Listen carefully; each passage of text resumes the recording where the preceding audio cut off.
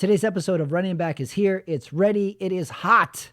It is hot. Chris Cordova joins me on the show. He's been on the show before, but we needed to catch up.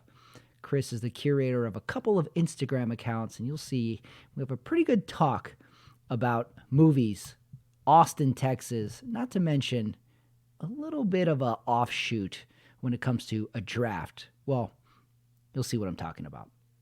Hey, we have new subscribers on the channel. The channel is growing. I have YouTube shorts up there of my stand-up, not to mention clips of previous shows as well. So welcome new subscribers. The channel's growing, and this is a great episode to get into. Before we get to the episode, if you want to see me doing live stand-up comedy, two opportunities coming up. This month, April 1st, I am back at Flappers Comedy Club right here on the West Coast in Burbank, 9 p.m. Saturday night, April 1st. Come see me. Not to mention, I am at the Pasadena show. That's right, new show, April 26th. I am hosting that show as well. First one sold out, so if you want to go to it, hit me up. That's on the 22nd of April. So come out and see me, everybody. Come out and see me do stand-up comedy right here on the West Coast. On to the show, on to today's episode. Chris Cordova joins me. He is from my hometown. We grew up together. Chris lives in Austin, Texas, so we get to lay the land of Austin. We talk movies. We talk awkward situations.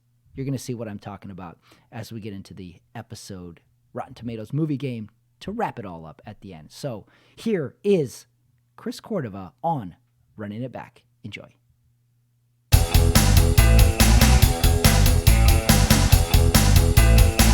All right, joining me now is Chris Cordova. He is the curator of at VHS Texas on Instagram and at _Chuco_life. He's joining me. He's an Austinite. He's a fellow El Pasoan, and he's back on the screen. Chris, thanks for joining me. How you doing, Patrick? How's it going? Always a pleasure. Always a pleasure coming on your podcast, man. It's probably like my third time on. Yeah, we've done a few episodes. Your episodes get a lot of traction, and I gotta say, you know, I don't like to talk about myself, Chris, but we got a little growth on the channel this last month. So, all right. So new subscribers, welcome. New followers, welcome. But, you know, we got to bring out the A-team. So I call Chris Cordova for that.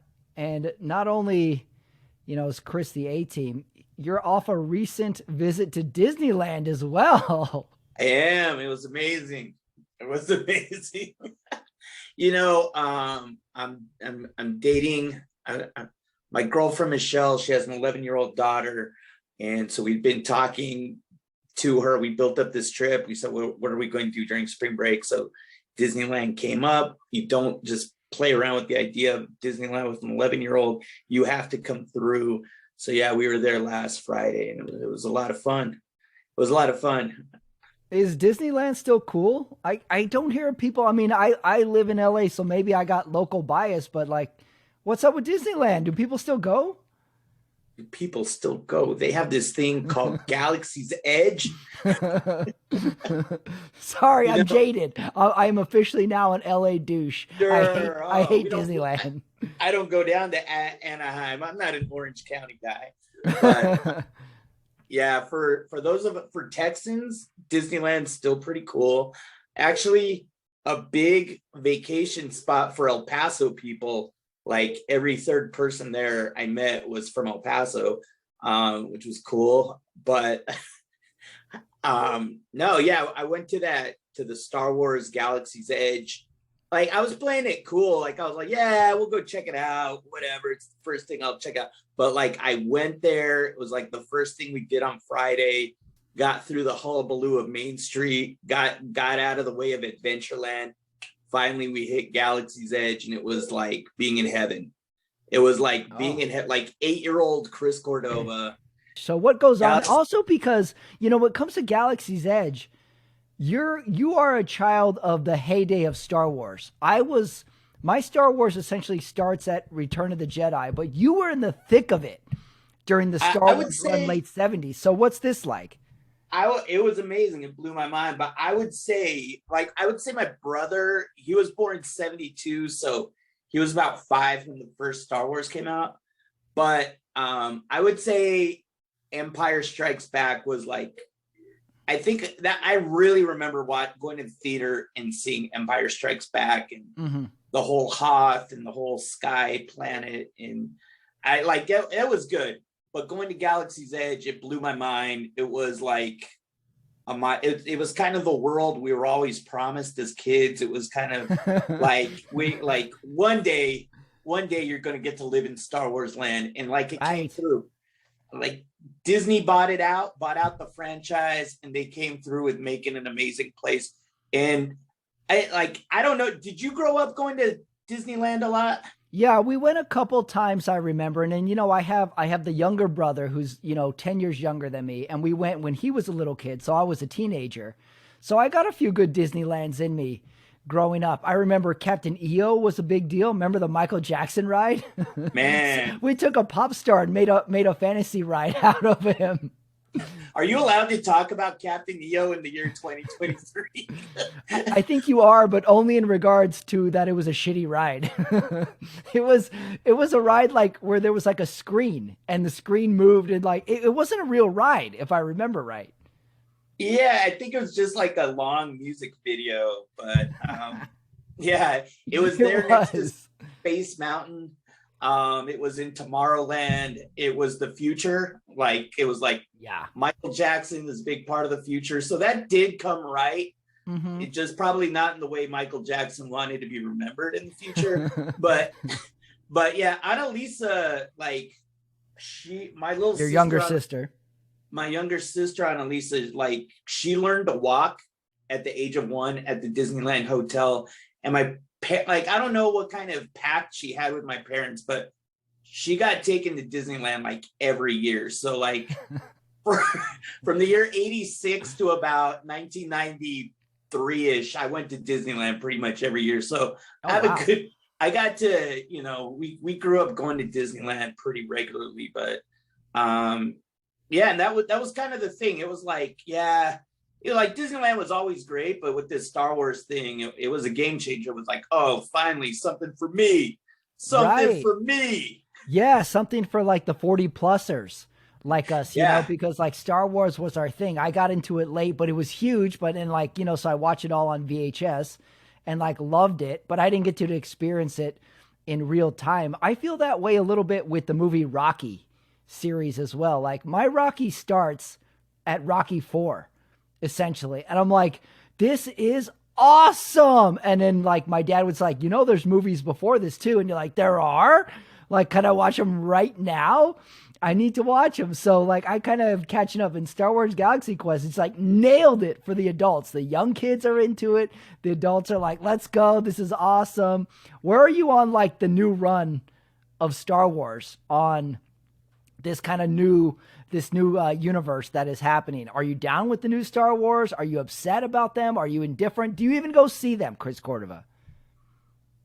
I try to get excited about the ones that came out like in the late 99, 2000. And it was cool. Right. They had like Ewan McGregor went from being like in Train Spotting, where he was a heroin addict, into being a Jedi and Obi-Wan Kenobi. That should have been a bigger stretch than it was, right? We all just went with it, but that was weird. But, it was kind of corny. Like, I'm not going to lie. It didn't give me the same. The prequels were bad. Yeah. Prequels were kind of bad. And, like, the ones that... Actually, the last prequel where Darth Vader, they give more of that story of Darth Vader becoming Darth Vader was kind of good. But the last 3 movies, they were okay. Like... They were okay. Really? Just okay? What about Rogue One? Not okay. Even Rogue One? I couldn't really get into like. Wow, you are a hardcore vintage Star Wars guy. Rogue One was pretty good. I was watching some of that Andor, so it ties into that. Mm-hmm. My brother Gil got me more into he has a daughter that's 12 now, and she kind of got in. During the pandemic, they were watching a lot of them. So she got into it. So Gil was telling me what was pretty good, but kind of got into Mandalorian a little bit. I watched them, but I wouldn't say super into them. They're all okay. I just don't think any of that stuff's going to give me that you were 8 years old. I've watched a lot of movies since that time in my life. Yeah. I've probably become more of a, I like where it's fun. I like seeing Danny Trejo in the Boba Fett series. That's fun. Like pretty much you throw Danny Trejo in anything and it makes just right. Yeah. Put him in every third movie. Every third movie. That's what I'm saying. Throw him in there. Like if Heat is on and I'm like, Danny Trejo's coming up in 2 scenes. I got to watch the rest of this Heat. Yep. I got to watch it. I can't go bad. I just started doing a little rewatching of Breaking Bad. And then I forgot the little Danny Trejo run of episodes in there. I was like, oh yeah, he's in this too. That's right. I'm going to watch it until he gets his head cut off. He's like the Juarez cartel guy. And then they have his right. head on a turtle or something, right? Yeah. I think his nickname is Tortuga. And he's Tortuga, like, I take my time. He's just sitting on a bed lounging. I think they built the set around Danny Trejo in this scene. I don't think he went anywhere. Annalisa was in Austin when they were filming Machete, and she was staying at the same hotel as he was. So we saw him walking around, and like we went up and we met him. It was before like the camera on your phone was really good, so we didn't get a picture with him, but he's not that tall of a guy. He's actually kind of short. Oh, wow. Chaparrito. They do a lot, but it was a thrill seeing and meeting Danny Trejo. But he's in Austin a lot because I guess he does a lot of movies with Robert Rodriguez. Hey, don't be talking about Danny Trejo being short, Holmes. You're gonna get some hate for that. LA Rams fan. He's an LA guy. Yeah, he's a big San Fernando Valley guy. He's out here. Yeah. In the valley with us Vals. I'm in the valley too. Is it where's his restaurant in LA? There's a couple of them. There was one in Pasadena. There was one in Mid-City somewhere. I've been to the Pasadena one. It was awesome. Very high-end kind of taco place. Like awesome. Like really fun time. And like the funny part is the logo is his face, but he's not smiling. He looks mad. Yeah. So you get the full feel. Can I do my Danny Trejo impression from Heat real quick? Do it. Neil, can't leave me like this. And then Robert De Niro shoots him in the head. Neil, I don't feel nothing. What's your favorite Danny Trejo movie, Chris? When I think about he came out in one of the what is it, the Kumar movies, Harold and Kumar, White Castle? Harold and Kumar. He came out like in the like second or third one. He played like the dad. He was just kind of randomly there. I was a big fan of Machete, and 2 of my friends were in Machete too. They got they got to be extras in it. Funny thing about that, we were working at a call center, and I was all, "Hey, what'd you guys get casted in?" "Oh, we got casted as call center guys." I was like, "Wow, method acting." Wow, that's a tough audition. But yeah, he was in Mi Vida Loca as the casual dreamer. Casual dreamer that's like a cholo jam. I don't remember that one. Yeah. I guess it was kind of like he was kind of like a park neighborhood heroin addict or something. But he's got like a long history. You go through his IMDb. He's done little indie movies. He's done like a lot of movies. But yeah, and he always pops up. He's always pretty consistent with it. But he was pretty good in those Snickers commercials also. I'm not sure if I think he had one with the Brady Bunch or something. But that's right. Yeah. I liked him in Con Air. Not a character that maybe has aged quite well, because he's bragging about how many chicks he's raped in the jail. Whoa, hello. No. So kind of an odd but he was a criminal in the movie, so it kind of makes sense. He's a criminal in the movie. Yeah, he was a criminal in the movie. It was called Con Air, Chris. It wasn't called Upstanding Citizen Air. Hey, so, I liked him in Con Air.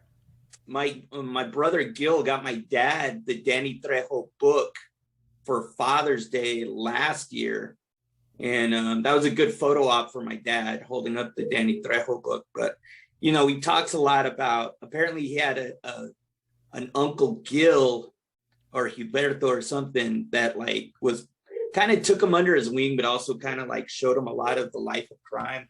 But I've heard him like on NPR a number of times. He's a pretty fascinating guy to hear in an interview, actually. Mm-hmm. I've heard a few interviews with him. Yeah, very fascinating childhood, been to jail, juvie, was basically down and out and became this well-known actor. And not like a character novelty actor. He's a very good actor. Yeah, he was a boxer too. Like he had a pretty decent career as a boxer also. But tell me this. Do you feel this way? I feel like if we're to find, there's always one Mexican dude that we feel is like our representative. I feel like our dad's Mexican was Edward James Olmos. I feel like maybe ours is Danny Trejo. Do you feel like that is accurate, or am I jumping off a ledge here? I would say me and a couple friends were talking about this, but I'd say every generation, every couple of years or so, there appears to be a new Latino that men try to emulate. Yes. So if you think of it, like when I was in college, it was the big El Mariachi Desperado Antonio Banderas phase. So like a lot of guys were growing there. A lot of guys identified with the Antonio Banderas era. I would say now it's Pedro Pascal, because he's like in like everything right now. Yeah. But that Isaac Oscar. Oh yeah, he's a good representation for the Mexicans. That's Diego a good one. Luna. I was gonna say Diego Luna's a good one. Yeah. I would say our dads lately, like I remember the heyday of George Lopez, maybe about 20 Lopez years is ago. definitely one. Yes. I would say our dads were big. Like I never saw my dad get excited about a comic until George Lopez. Like my dad could, he couldn't really care less about comedy, but he actually like went out, bought a CD, and him and my godfather, my Nino Danny, would just kind of sit around and just laugh at this thing and just kind of like the impressions he was doing. Yeah. But interesting. Yeah, George Lopez was a good one. If we did like a Mexican draft, like the number one pick might be George Lopez or Paul Rodriguez potentially, or maybe Edward James Olmos. Like it'd be one of those three. And then somewhere in there, you might throw in Freddie Prinze Jr. Not Freddie Prinze Jr. Sorry, Freddie Prinze. In there as well. That might be a good one if we're doing a draft of Mexicans for our team. Who would you draft? Who would you be your number one draft? I might go Olmos. It's hard to beat Olmos. The funny thing is, I think got like Latinos going back, like our dad's generation, Eric Estrada would have been on there. But I also that's good. There weren't a lot of Latinos in movies, so all the Latino guys identified with the Italian actors. And I think my dad would go for, he would draft Stallone. Like Stallone is a big guy in the Mexican culture, dude. If you hadn't picked up on is that right? No, I didn't really. I've never really had that. You hadn't put that together. It seems like a lot of the Latino guys looked up to the Italian actors, or the Italians. Because like they were just like in more movies in like the 70s and 80s at that, especially like the action movies. There weren't really like too many Latino guys in American and English movies at that time. But to go back to your question, you're doing a draft. Say I took first pick. I took Olmos. Who's your first pick? That's like your running back. Right. This is my franchise Mexican, Chris. I'm going to build a franchise around this guy for 10 years. I'm going to go Olmos. I think Olmos is a great one because he was just in about everything. He was in everything, and he was solid, consistent. I'm going to go Pedro Pascal because he's like the future, dude. He's the future. Oh, drafting for the future. Not bad. Yeah. I like it. Yeah. I like that. Not afraid, dude. The Yeah. Mexican draft. The days of Brady are over, dude. You got to look towards your We need to draft young. got draft young. You got to look towards the future. Just like I used to think like Andrew Luck was the future in football. I always got him. You know, I was like, no more Drew Brees. It's all Luck. Then that blew up in my face. Can I throw out a wild card Mexican draft sports edition? I might go Jim Plunkett. remember that guy? He had some sort of Latino tie-in. I don't know what it was, but he was Stanford guy. He was a Super Bowl winner. I might throw in Jim Plunkett as like a 3rd or 4th rounder. There you go. We got to revisit this Mexican draft. This sounds fun. What about Anthony Munoz, offensive tackle for the Bengals? I might have gone too deep on that one. Yeah, you went too deep on that one, man. Sorry. Do we have any Mexican basketball players? I can't even think of one. There's got to be a couple. Those Lopez brothers, they weren't, I don't know if they were, how Latino they were. Were they? But you had two twin brothers named Latino. You had Manu Ginobili with the Spurs. Oh. But he was more Argentinian. Well, he's Argentinian, Italian. Yeah. Hey, we still claimed him, dude. We claimed him. Can I tell you what my high school coach called a transfer student from Spain on his first day of school? He said, "Oh, Eduardo, you're a new student. What part of Mexico are you from?" And he said, "I am from Spain, coach." Spain? Oh, fancy Mexico? And that was it. Thus, Eduardo was from fancy Mexico for the rest of the year. Yay. What part of Mexico is that? Haven't heard. Is that close to Juarez? That's what I'm asking. That's fancy Mexico. There's Mexico and fancy Mexico. That's what we call Spain. Spain. So Ginobili would, we'll bring him in. It's a writing candidate. Sure. Yeah, why not? Same with Ricky Martin. The guy was from Latin America. Puerto Rico. Puerto Rico. We'll claim him. Yeah, see, Ricky Martin had his big heyday like in '99 in Vida Loca, right? Yeah. Somebody should name like have a stage name and their last name is Tremendous, but it's just pronounced Tremendas. Someone should do that, as a stage performer name, and we can call him Ricky Tremendous. What do you think? Go for it, man. All right. Ricky Tremendous. Ricky Tremendous. Oh, yeah. Now we're talking, Chris. It's time to revive Menudo. Yeah, we can do it. Maybe you could get one of your brothers, have a kid, say, hey, have a bet with them. Can I name your next kid? Yeah. Go for it. Tremendous. Yeah. Tremendas. Oh. It rings, man. It rings. If we're gonna draft Latinos, you know who the dark horse would have been? It would have been Mario Lopez. Oh, he's a solid second rounder for sure. The guy doesn't age. Doesn't age. He was in one of the best kid shows of the 90s. You had to watch Saved by the Bell. I don't know what deal with the devil that guy has, but that guy's always employed.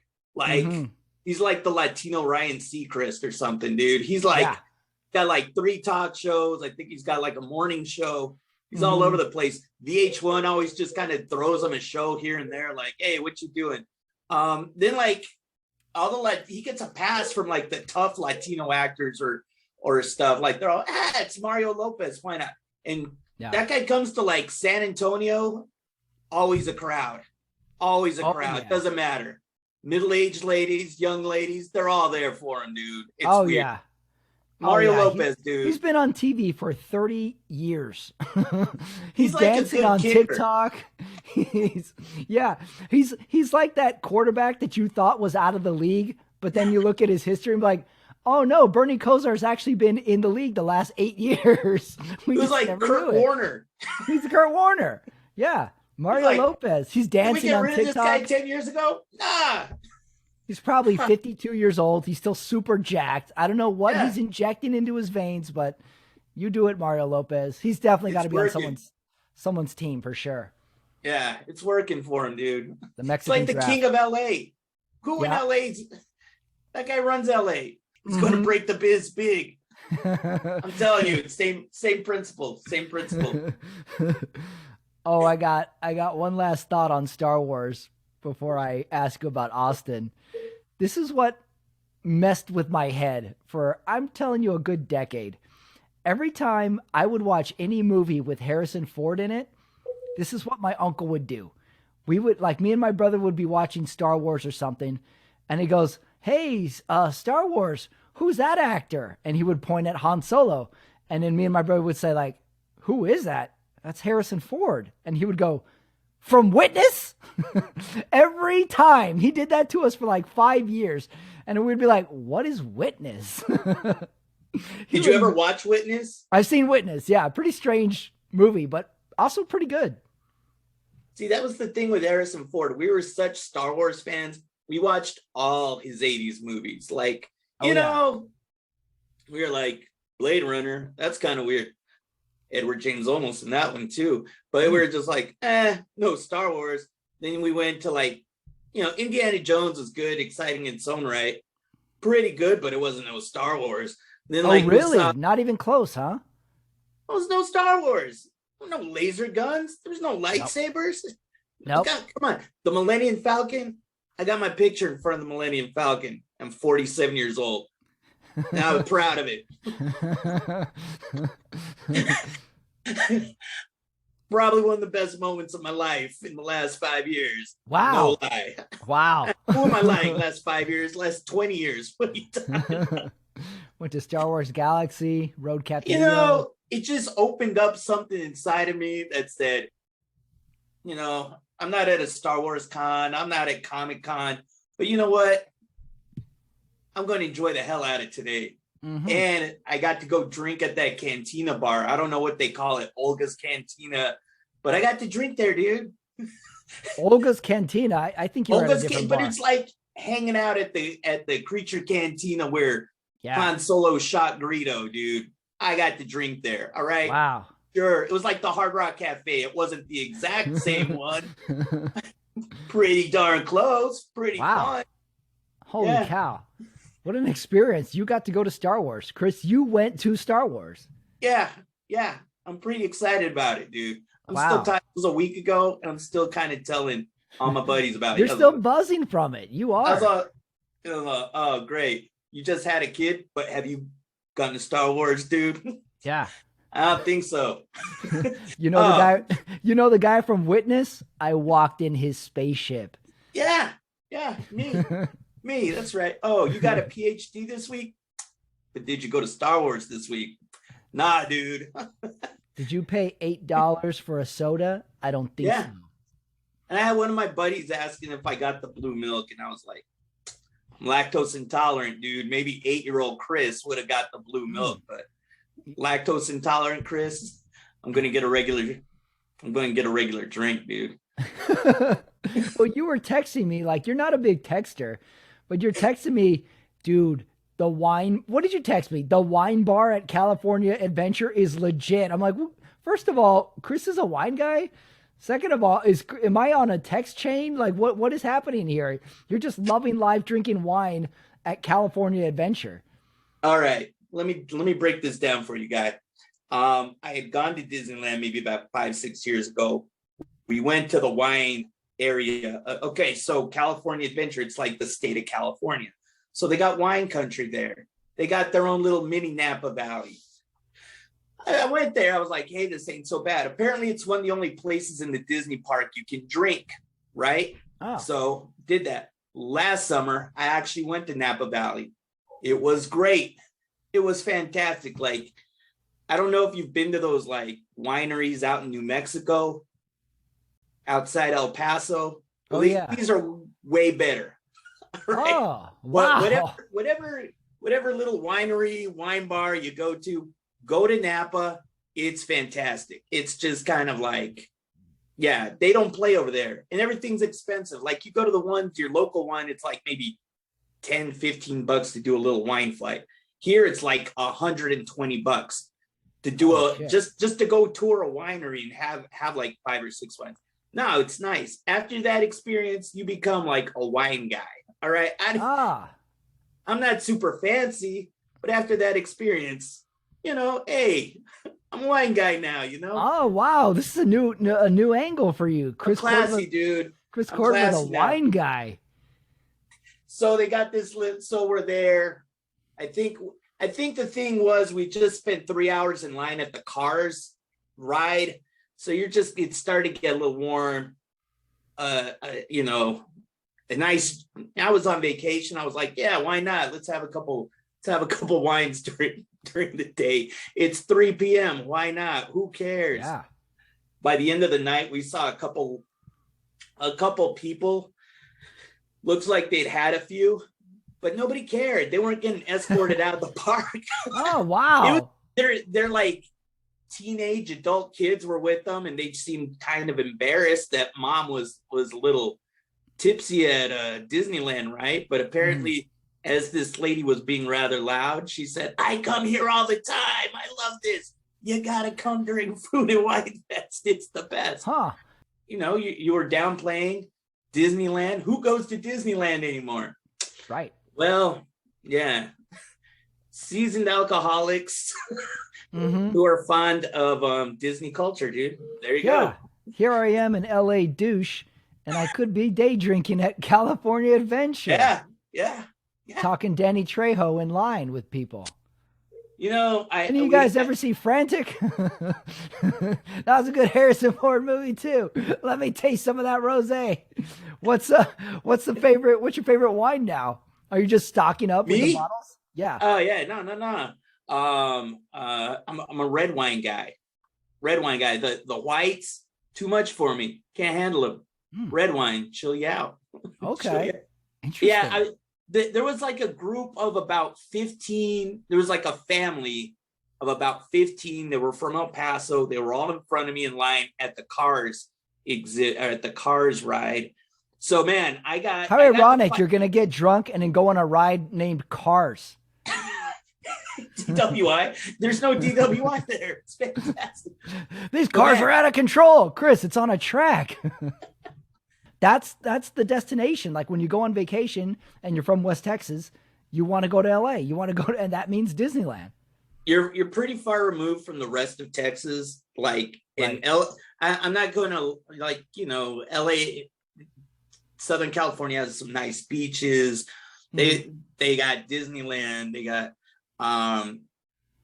it just kind of seems like a pretty close tourist destination. Kind of covers all your bases. But I did hear that you were telling me that your friend Omar opted out of Disneyland and Omar from the Sunday Night Talk. Yeah. From the Sunday Night Talk he did Universal. He chose Universal, and I was like, what? I was all, what? His kids read? Are they into Harry Potter land? Look at this loser. His kids read.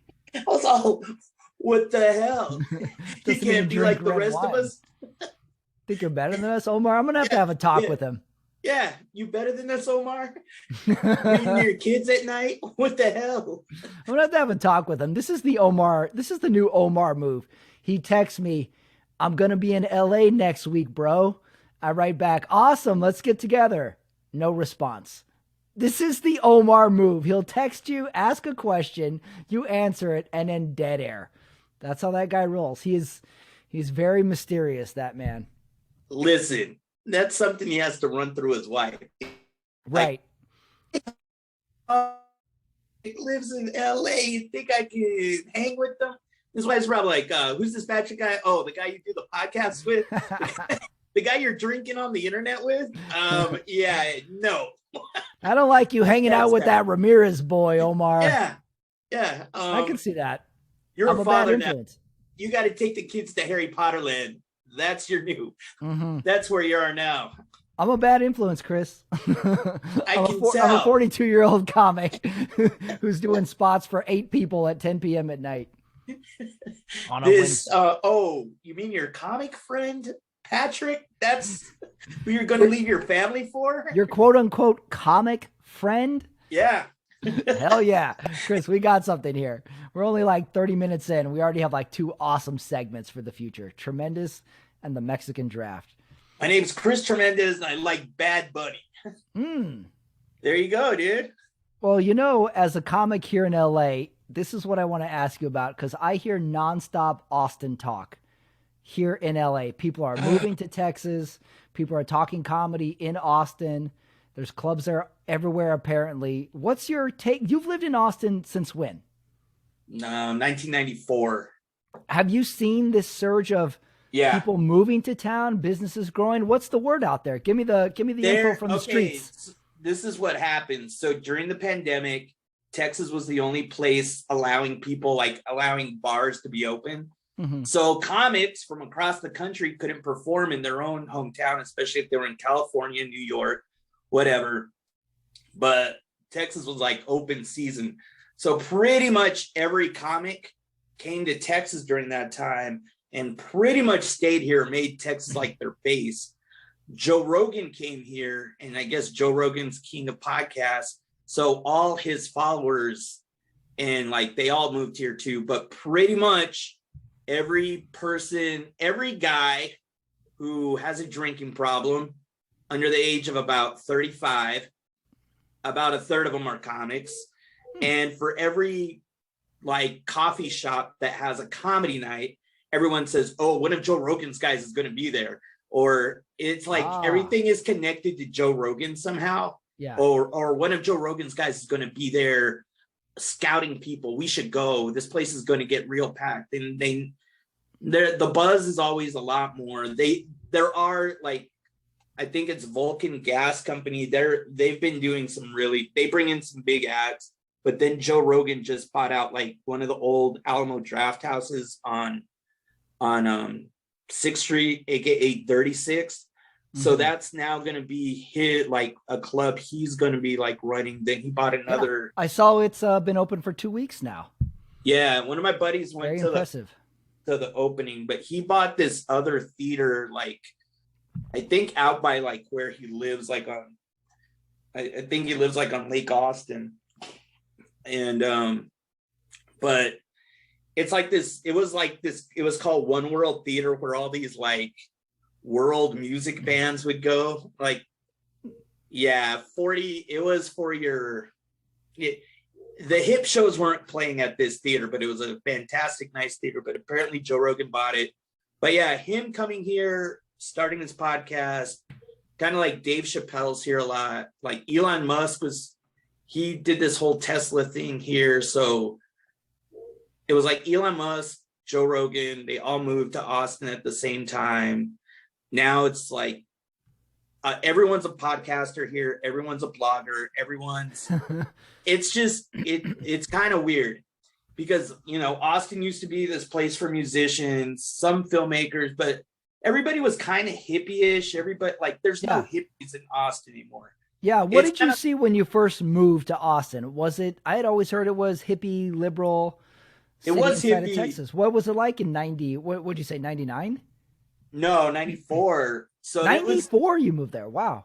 Yeah, that was like the grunge era. That was, like you're young. That's kind of why you came here. But it was kind of like hippie-ish. Everybody was kind of like in a band, slightly punk. It was punk. It was kind of like that whole Portlandia episode, Dream of the 90s. Mm-hmm. That's what Austin was like at that time too. Yeah. But it was just way hotter here. But yeah, it was like the movie Slacker. If you've seen the movie Slacker, that gives you a good eye. That was like late 80s, early 90s, but that's kind of what Austin was like. It wasn't that big of a deal. It was fun. It was still, because it was a college town, so it was always kind of a little expensive. There is another college town south of Austin called San Marcos that Texas State University's in, and that still has somewhat of a hippie vibe to it. But it was just a lot more laid back, a lot more. Now it's like everyone's trying to be an influencer. It's kind of like that LA feel. Yeah. I was going to say, it sounds like you're describing LA. Everybody's got kind of 3 little side hustle gigs going. And it used to be, you wanted to do something to become known or famous. And now it's just act famous and you will be famous. You don't really do anything. You just become an influencer or you just start something. And I put myself in that category too. It's like, I'll just start my own YouTube interview show and I'll branch out from there. I'll just start making it happen with this phone in my pocket. And it seems, since everybody has a phone, the industry doesn't have to be in one location, one city anymore. It really can be anywhere. You can really curate whatever you want, and then fans will find you eventually. It's a weird time to be living in. It's a slow burn, but it's a weird time to be in entertainment or being an aspiring entertainer. Mm-hmm. But it does seem like Austin does have like this cachet to it, that if you say, I have a podcast in Austin, I'm doing this out of Austin, people like, oh, they'll take notice, rather than if you're saying I'm doing it in San Antonio or I'm doing it in El Paso or Dallas or Houston. But that's kind of the thing. Like Texas has really blown up over the last 4 or 5, I would say the last 5-6 years. But each of those cities has their own character. Austin has really gotten to be known as this like California substitute in a red state. But like I said, I'm older now. I do feel like the old guy at the bar in the entire city. I definitely feel like, you know, when I'm the oldest guy in the room, like it takes me a little, like maybe a beer, 2 beers to really, for it to click, like, oh man, I'm a lot older. Wow, this is weird. But it just doesn't seem like Austin. It doesn't. Yeah, you definitely notice when you're the older guy in the situation, where like if you're in San Antonio, if you're in Dallas, it's not that big of a deal. Like everybody is kind of like, tends to be, anybody that's out partying tends to be a little bit more on the older side. But in Austin, it's still very much a young person's game. Is there any apprehension from the Austin locals about this change or this influx of out-of-towners moving in? What's the feeling from people who've lived there for 10 plus years? They can't afford it anymore because it's like the tech industry's moved in here so quickly. Like apparently only a third of the people can afford homes in Austin now, because 10 years ago, homes were going for about maybe right under 200,000. Now the average price of a house is like $500,000. Average price. 500,000. What kind of square footage are we talking here? That's your starter home. That's like, that's about a 900 square foot condo it's like type of thing. Pretty much a glorified 1-bedroom apartment. Okay, so we're not at LA prices yet, but it's trending that way. It's trending that way, yeah. It's like, that it's like, it's kind of out of reach. Affordability is you're either the bottom third, the top third, or just trying to make it in the middle. It seems like it's done in thirds. It's like, I would say people are just moving. I would say during the pandemic, a lot of people moved that couldn't afford it anymore. A lot of people I know moved, and like now if you've still been in Austin, people are looking to outside the city or San Antonio, Dallas, Houston, because Dallas and Houston is still a lot more affordable. But yeah, I would say there's definitely, you hear a lot of gripes from the old timers. Yeah. A lot of gripes, a lot of like, how much longer am I going to be here? But then again, we have a lot of people moving in here, but a lot of people aren't staying because they can't hang with the heat, and it does get real hot. The heat is a change for the people coming from out of town. It's a game changer, yeah, because it, like this past summer, it was like 115, 110 for like oh my God. 2 months straight. Like you really wanted to die.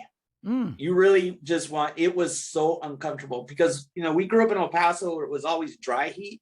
It's like this humidity here. It was just very uncomfortable for a very long time. And people coming from California where the weather's fairly ideal, it was just not comfortable for them at all. And like some made the decision, I'm going to leave. And also like the power grids were going down here. Oh yeah, you had power grid issues too. Like a really kind of up and down year for Texas. Yeah, like apparently it's become kind of a constant thing. Like there's been like a freeze that'll hit, like a winter freeze, where people in Austin specifically, where they don't have electricity for a week, and people pay a lot of money to live in these homes. They pay a lot of money in electric bills, so they expect to have heat in their home, Oh yeah. light in their home. So yeah, that kind of gets some people to move as well. But and I would say the other thing that's kind of really weird, it's kind of the way people are like dealing with Latino culture for the first time. So I guess people are coming from all over the country. And it's just like they're learning about tacos for the first time. Like, whoa, tacos. Oh my God, this is so crazy. Like, I don't know. And then you have a really Mexican American town like San Antonio, just like 40 minutes an hour away. And they're like, are these Austin people for real getting this excited about tacos? Like, I see. Yeah. Yeah, it's just like gentrification hit here really quick, really fast, and it's been kind of it's definitely been something weird to look at. But even like Texas Monthly gave Austin the Bum Scare Award for getting so expensive so fast. It's definitely there's an award for that. Yeah, no, and the winner for her greatest price inflation goes to it's Austin, just, Texas. It's definitely a known thing that it's just super trendy here. It's super expensive. It had always been that way. Like we had always heard, like that's where the university is, that's where the music festival is. And it just seems like that went from 0 to 60 double fold in the last 2 or 3 years with the influx of people moving there post pandemic, and Texas being a good place for Californians because the taxes are better. And if you're in the entertainment industry, you may not necessarily have to be in LA anymore. So it makes sense. And like, you've lived there forever. It's a great place. And now you're dealing with the changes from people out of town, and then the city will evolve and change in the next couple of years now. Like, so now all the people from LA that moved to Austin have to go back to California to experience Adventureland. I mean, the Galaxy Adventure.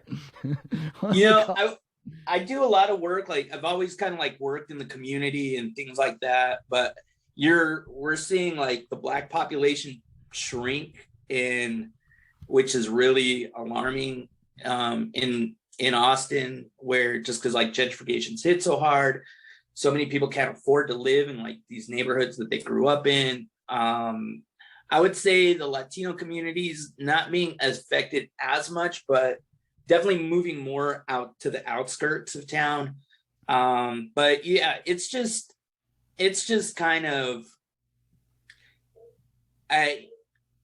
it's not going, the whole thing is it's not going back to how it was in the 90s, or it's not going back to how it was in the 70s. It's just going to continue growing.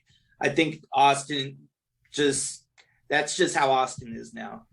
It's all, it seems like it's grown so much. The only thing I would really wish for Austin, just my own selfish mind, I wish they had a pro football team. Like, don't you think that would be like, or like a pro sports team? That would be, so they can be like in the mix. We can have Austin talk about sports, don't you think? Well, they're big with the MLS team, the Austin. Sorry, Chris, I said sports, not soccer. Sports, Chris, stick with me here. Soccer. Right, you know what? You tried to do this last time. I'm going to mute your mic. Football is so big. Yeah. Okay. So apparently UT is so big that. That's true. You got UT. That's right. Huge school football. Yeah, that they wouldn't let any outside professional teams come in. You think so? You think that's that was kind of known in town. Like that's why you could not have like a pro team, because UT was so dominant. Like they didn't want the competition. It was like UT or come on, competition. It would help them. I don't buy that. They need a sports team. They need a football. It's this Texas, Chris. We got Dallas. We got Houston. What about Austin? Let's get a football team in there. Hear me out. Now there's talk, because so the Spurs are doing 2 games in Austin during the regular season. Yeah. That the Spurs are going to go back and forth from San Antonio and Austin. Wow.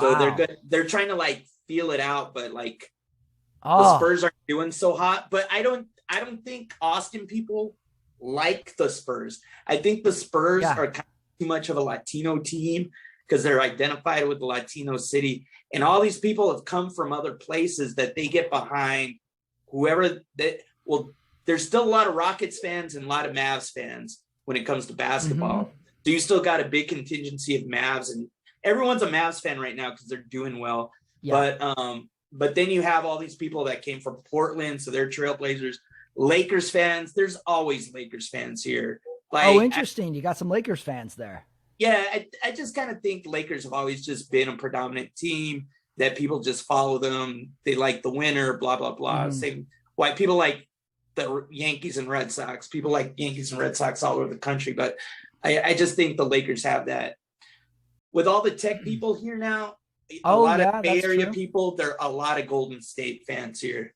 That's true. I could see that. Yeah, I'm going to hold my dream for a pro football team in Austin one day. That's not happening. It could happen. Jerry Jones won't let another team come that close to Dallas. Ooh, that's right. That could be tough. What if Texas eventually secedes from the United States, and then they'll have to make their own NFL within the state of Texas, and then we could have like 32 teams in Texas? What about that, Chris? I could get on board with the secession finally for sports reasons. All right. Let me tell you something. First off, there's so many secession nut guys here that really want that to happen. They're like that. That's kind of something that some Texas people want. Let's leave the U.S. We don't need Washington. So I don't like that talk, Patrick. Sure, have that talk in California, but that's a real thing here. So let's step away. But San Antonio was lucky to get an XFL team. XFL. That's right. Little tester team. What was that? Yeah, they got the Brahmas.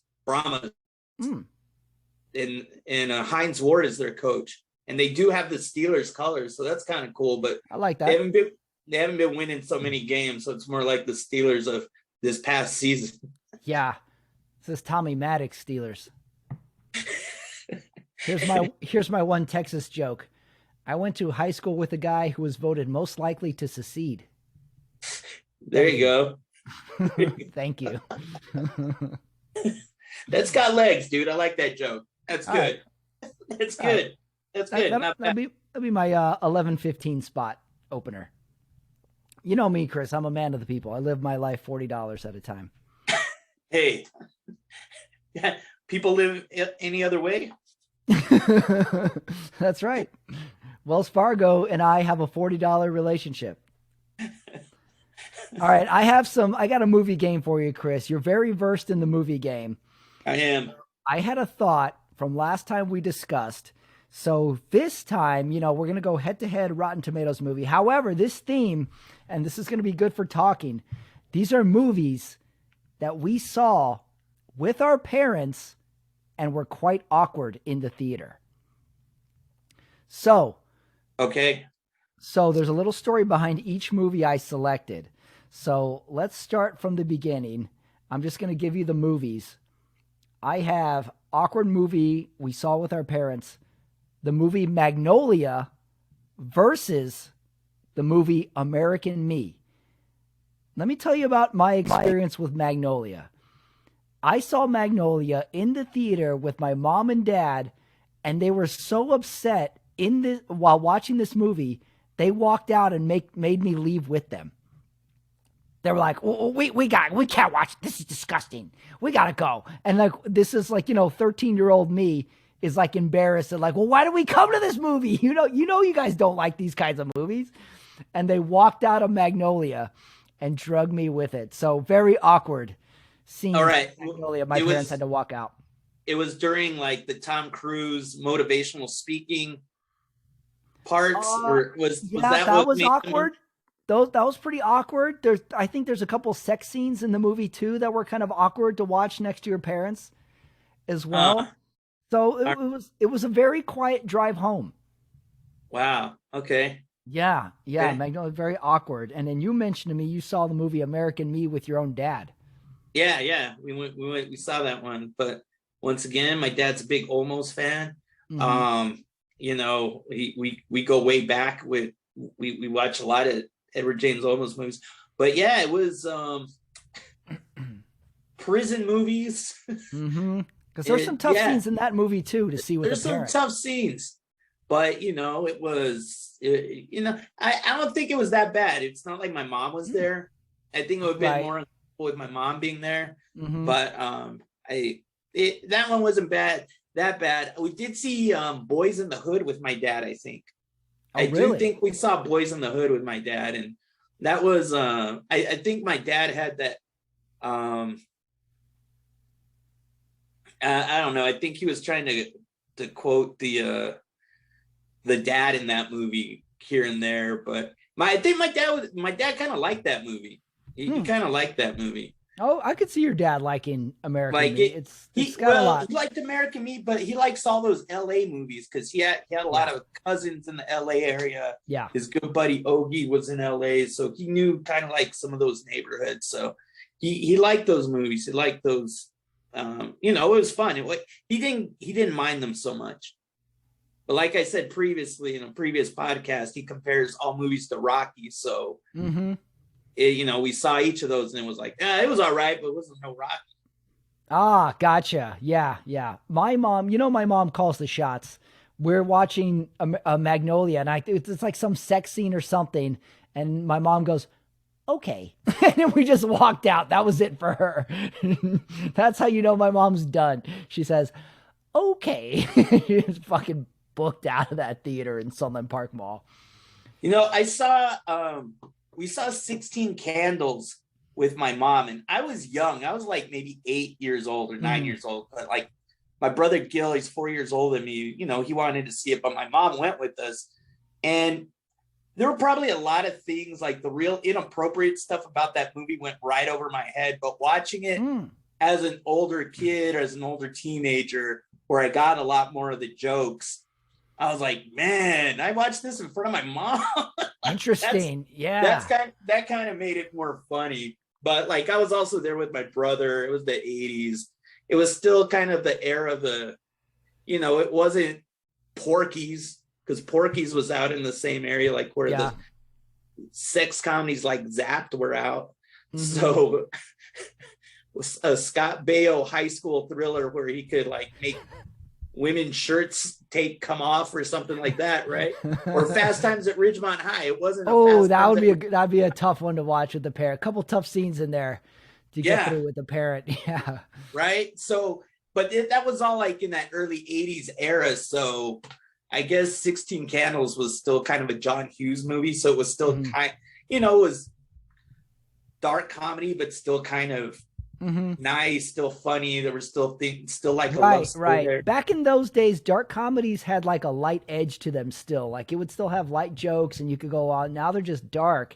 I had a movie as a write-in. I didn't include this one as my awkward movie, but I had it as a second string. You know which movie I saw in the theater with my mom, which was really awkward, was the movie Contact, the Jodie Foster aliens movie, because they essentially questioned that there's no God by the end of the movie.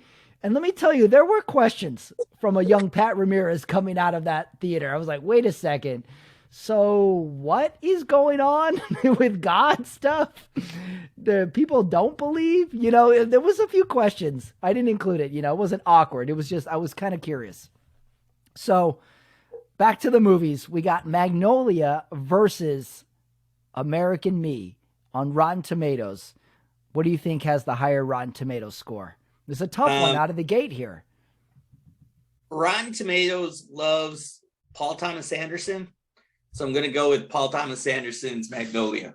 Where do you stand on Magnolia? Do you like Magnolia? I like it. You It's do. funny. You do. I like it. Yeah. It's one of those movies for me that has some great performances, but I don't really like the movie. I'm not crazy about it. I like it's a great cruise. It's like the last really interesting cruise performance. Philip Seymour Hoffman is amazing in it. Julia, who is it? I forget the actress's name from Annette Bening. No, not Annette. Annette Bening. Not Annette Bening. It's why can't we think of her name? Julianne Moore. Julianne Moore. She dials it up a little too much for me a couple times in the movie, but is some solid performances. She's a good actress. But I don't like the movie. So I like that movie. That's probably one of my more favorite, because he did Punch Drunk Love around that time too. which I wasn't a fan of that. That was like a weird Sandler movie. But no, I like Magnolia. Good Okay. soundtrack.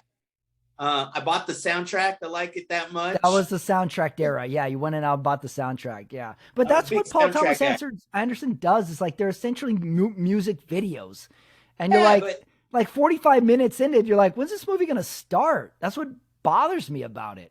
I wasn't so crazy about his last movie, the one that takes place in the set. Like it was kind of a well-made movie, but I couldn't like I Was that there Licorice wasn't one Pizza? character.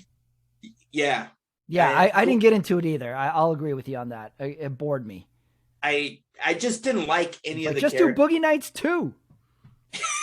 which is a great movie. That's Yeah. a great movie, my guy. That's a full-on music video, and I love it. Dude, that's the best. Hey, Chris, how much you bench? That's- You go first. Philip Seymour Hoffman is awesome in that. Burt Reynolds, cool as hell. But the real star is Talladega Nights guy. Oh, John C. Reilly. John C. Reilly just rules that movie. Like that's Reed not like Rothschild? Reed Rothschild just became like man, that guy's cool, bro. I want to party like Reed Rothschild. Some people say I look like Harrison Ford. That pool scene is the best. I rewatch that on YouTube from time to time when they play that music and everyone's jumping in the pool. Guys are doing bumps off it. Yeah. It was just having a good time in the 70s when we didn't know cocaine was bad yet.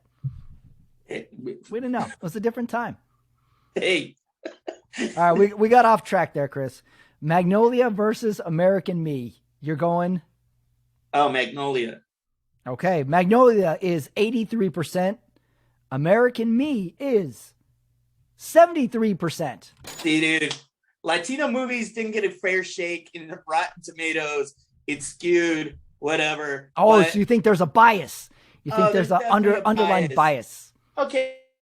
Hey, because if it was more guys, like if that vote was taken in the communities of San Antonio, the Rio Grande Valley, El Paso, LA, Chicago, your Sun Belt, American Me would have been like at least at an 89 to 90%. Agreed. Good thing I didn't include La Bamba in this list. Ah, dude, that'd be 100 in the Latino. Love that movie. Bob's the best. Solo 100, bro. Next round. Movies we saw in the theaters with our parents. Fear versus American Pie. I would definitely say American Pie would have been more awkward to watch with your parents. Fear is just kind of weird, like, oh yeah, that's a weird guy. But and I'm probably saying American Pie has a higher Rotten Tomato score.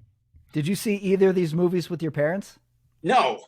Let me tell you which movie I was like I college saw. or post-college. Yeah, you were a little older. Yeah, I was a teenager. I saw the movie Fear in the theater with my mom. And you may remember there is a scene on a roller coaster when Marky Mark. Say no more, my friend. Say no more. I'm just going to say for the listeners, Marky Mark gets to, let me think, third base on a roller coaster. I didn't really know what the logistics of third base were at the time. So you can imagine I needed a notebook. And you have to watch this with your mom next to you. There was some awkward stares. I didn't know which direction things were going. I didn't know what exactly was the context of this. I didn't know if this came before making out or at. Chris, I became a man that day. And then I went back to a young boy later that day and then had to become a man again. So. Yeah, that sounds uncomfortable, dude. That sounds real uncomfortable. That sounds really weird. And I probably would have, I don't know. I'm glad that there's movie theaters that you can have a drink at now, because if I took a kid to watch that, we were like, I would be like, I need a drink before I got to have this long talk with you or something. It was difficult. That's what I'm saying. So we got Fear versus American Pie. American Pie. Do you like American Pie? I feel like that movie was good for the time. Like Yeah, it was like funny. It was our like 90s gross out 82's in comedy. it. That was like a 90s version of Fast Times at Ridgemont High, I'd say. Yeah. But it was like goofier and it had like ska music and like Right. It had a good those soundtrack. Yeah. like Jason, Jason Biggs, that's like the main actor, right? Mm-hmm. You know, he was just kind of like a goofy guy, like, but he was Yep. very relatable, Right. like the cool guys that had a cool guy, but that Jason Biggs guy wasn't known. Like the cool guys weren't going to identify with that guy. It was Right. kind of like, He was our dorky sort of lead yeah, the character that we dorky, all remember, identified with, trying to get he was the laid. rep. Yeah, Right. That's where yeah, we learned. Isn't that where we learned the term MILF? I don't think we ever heard the yeah. term MILF Stifler, before from Stifler. Stifler, yeah, Yes. Stifler. MILF. And like that actress, she's huge. She was on the yeah, American Pie. Fear is 46%. American Pie 61%. 2 for 2 here. Yeah, I'm good, dude. I'm good. You know the other like secret argument for Fear? It's a good dad movie because you know the dad ends up kicking ass at the end of that movie and saves his family. It's a secret Yeah. good, like, you know, you should listen to your dad, kids, because you don't want to get involved with 90s Mark Wahlberg.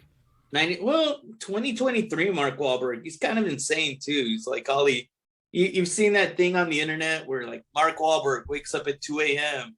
Yeah, He he's like a big workout golf guy. Like he just seems like an intense dude. he plays 5 rounds of golf by 7 a.m.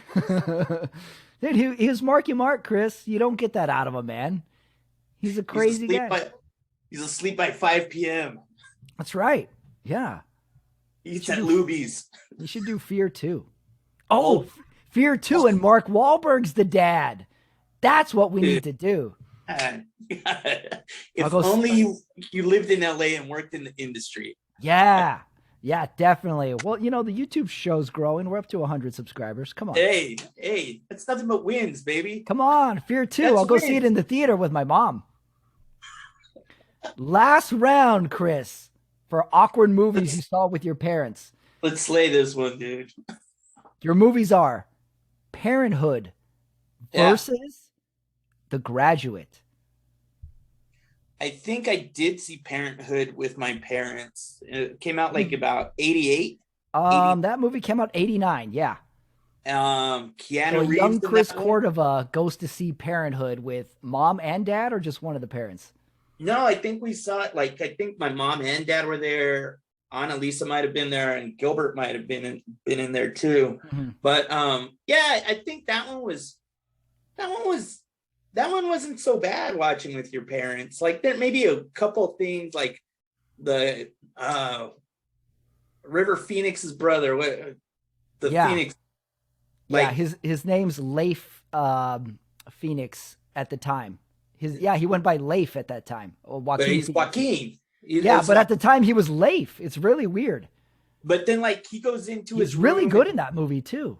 Yeah. No, yeah, he's good. But like he goes into his room and he's doing his thing, and you know, it like I was like, oh, what are they getting at here? You know, like Right. that was kind of, but here was the cool thing. The mom dude. finds his porn. It was great. Yeah, like I had an older brother, so I could like my whole life I ran everything through my older brother before I ever talked to my mom and dad. Like I would say Gilbert should get 90% credit for raising me, because it was just Your like, older brother. I was like Gilbert was middle management and my mom and dad were the CEOs. Oh, yeah. So I had more direct contact with my direct supervisor being Gil than like it was money.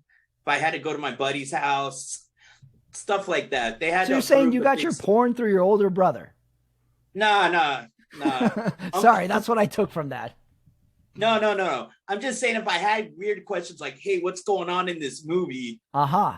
This is what like he would break it down for me. Mm-hmm. Like he would be like, oh nah. Like he would tell me things before I embarrassed myself around my parents. Gotcha. He was the good filter. So you got to ask him the awkward questions before you Yeah. got to mom and dad. So you got to ask him like, what was Joaquin Phoenix like? Oh, he had his porn, and the mom found the porn and Oh had yeah. the awkward conversation. Yeah, because I didn't really know too much about porn at the time, so I was like, what was he watching? And then like my mom had to explain like those were dirty movies.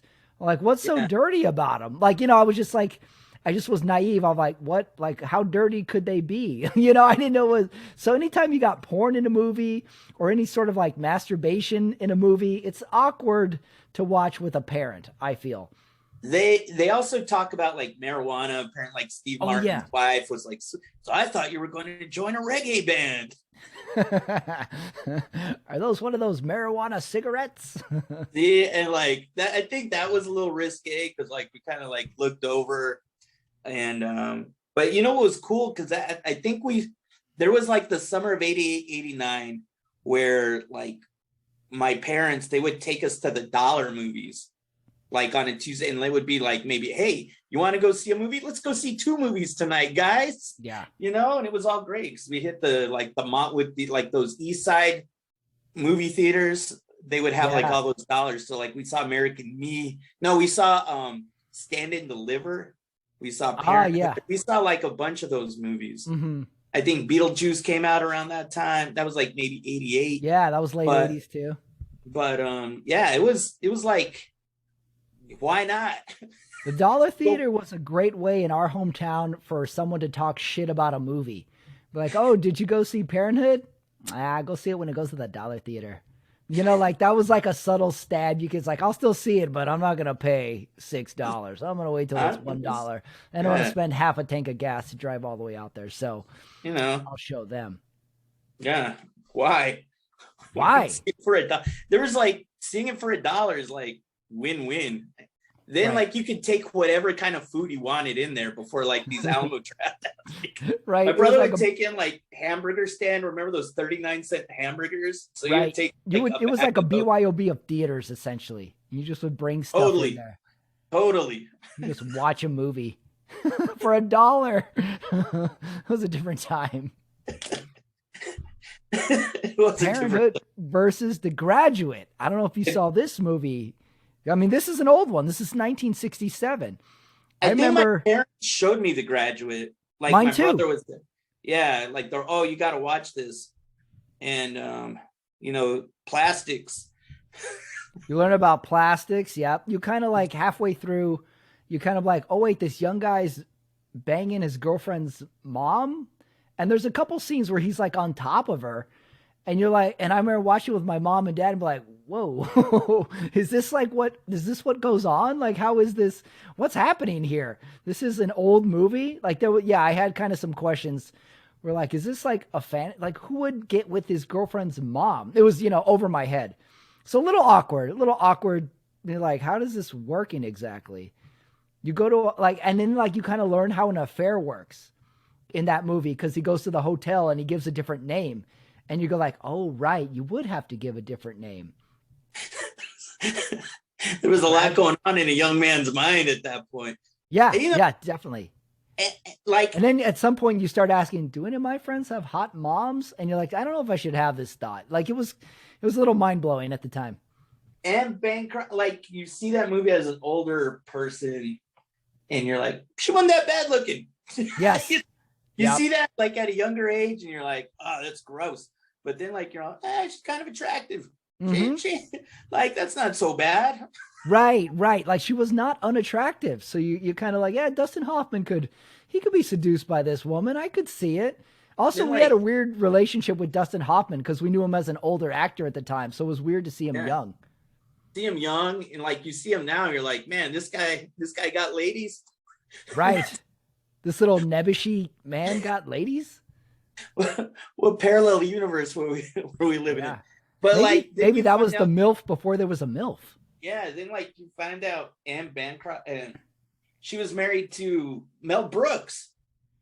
Was she? Yeah, that's Mel Brooks's wife. Wow. I didn't even know that. Exactly. Wow. Wow, Mel Brooks. Holy cow. Well, she has a type. Don't we all, my man? Don't we all? That's true. But no, that's a great movie. It holds up. That's like if you have like if you ever watch a movie in class in high school or like in college, the Graduate always pops up like Mhm. some weird. I don't know if that's some weird way for a creepy professors to like, yo, hey y'all, Yeah. hooking up with the older people ain't so bad. Right. But you know, a lot of you in this class are 21. yeah, I don't know what it is, but it's all like some weird English professor always says, hey, we're gonna watch The Graduate this Let me explain to you the lack of parameters for adjunct faculty. It's hit or miss, but you know, whatever. I'm more about the experience. This is a pass-fail class, if you know what I mean. Yeah, dude. All right, Parenthood versus The Graduate. I'm gonna say Graduate would have scored higher on Rotten Tomatoes. Going Graduate, okay. Parenthood is 92%. Wow. On Rotten Tomatoes. The Graduate is 86%. Close one though. Close. You went 2 for 3 on that one. 2 for those 3. Were tough movies. Like those were tough movies to watch with your parents, and those were tough movies to try and compete against. You know, based on trying to sell VHS notebooks, I've had more sales with The Graduate. So really, I was basing all this on my VHS sales, dude. So a little insider trading there. Yeah. Well, not to tell you how I count cards, but yeah, dude, that's more people have asked for The Graduate rather than Parenthood. So is that right? It's a good movie. Good movie. He bangs on the walls of a church. Yeah. Chris Cordova, he is at VHS Texas. He is also at _Chuco_life on Instagram. He's curating 2 Instagram accounts. I'm up to 3, bro. He's up to 3. I got this Chido, Texas, which I'm curating events, party events for the Latino crowd of Austin, San Antonio. And that's something we started, me and a couple buddies started. And so that's at Chido_Texas, if you want to follow that. But that's really like local Austin, San Antonio based stuff.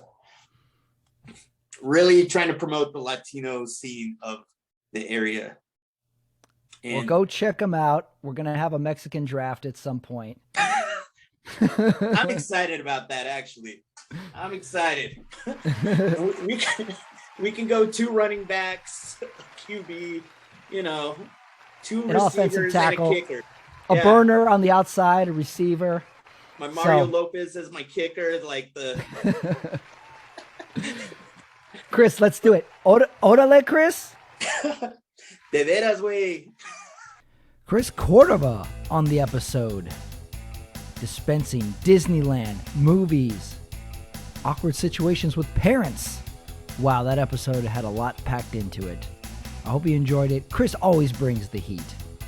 Speaking of bringing the heat, if you want to see me doing live stand-up comedy, don't forget I am at Flappers Comedy Club April 1st, 9 p.m., and I am in Pasadena at a new show on the 22nd of April as well. I'll be hosting that very show, so come out and see some stand-up comedy. If you're in the area, let me know you're coming too.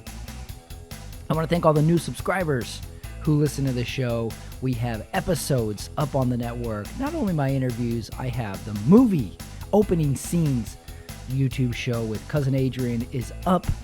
Not to mention I have previous episodes up there too, so go check them out. The channel is growing. You are all with me on the ride, so check it out. New episode coming out next week as well. Hope you enjoyed it. I want to thank Chris Cordova. Check him out at VHS Texas on Instagram as well. What do you think? Can we get Tremendous going? We'll check back with you on that. Thank you, everybody. See you next week.